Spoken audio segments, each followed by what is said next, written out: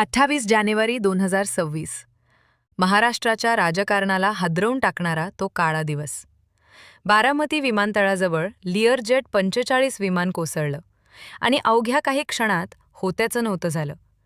राज्याचे उपमुख्यमंत्री अजित पवार यांच्यासह पायलट, को पायलट आणि सुरक्षा अधिकारी अशा 5 जणांनी प्राण गमावले. पण 12 दिवस उलटले तरी महाराष्ट्रात संशय कायम.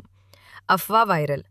दादा जिवंत आहेत, घातपात, बॉम्ब, पायलटला हिप्नोटाईज किंवा 50 कोटी विमा काढून संमोहित. अमोल मिटकरी, संजय राऊत, विजय वडेट्टीवार यांनी काहीतरी संशयास्पद असं म्हटलं. रोहित पवार 10 फेब्रुवारीला प्रेझेंटेशन देत आहेत. कुटुंबातील संशय व्यक्त करणार. ममता बॅनर्जींनी सुप्रीम कोर्ट मॉनिटर्ड चौकशीची मागणी केली. पण शरद पवार म्हणतात, हे अपघात आहे, राजकारण करू नका. CIDने खासगी सचिवांची चौकशी केली, पण सॅबोटेजचा पुरावा नाही. अजितदादांचा वारसा, विकास, राजकीय कौशल्य, लोकसेवा कायम राहील. सुनेत्रा पवार उपमुख्यमंत्री झाल्या. NCPमध्ये नेतृत्वाचा प्रश्न. महाराष्ट्र सत्याची आणि न्यायाची वाट पाहतोय.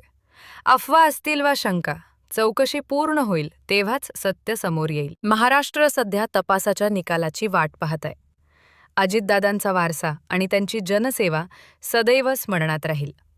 दादांना भावपूर्ण श्रद्धांजली. आमचा व्हिडिओ आवडला असेल तर आमच्या चॅनलला लाईक करा, शेअर करा, सबस्क्राईब करा आणि बेल आयकॉन क्लिक करा.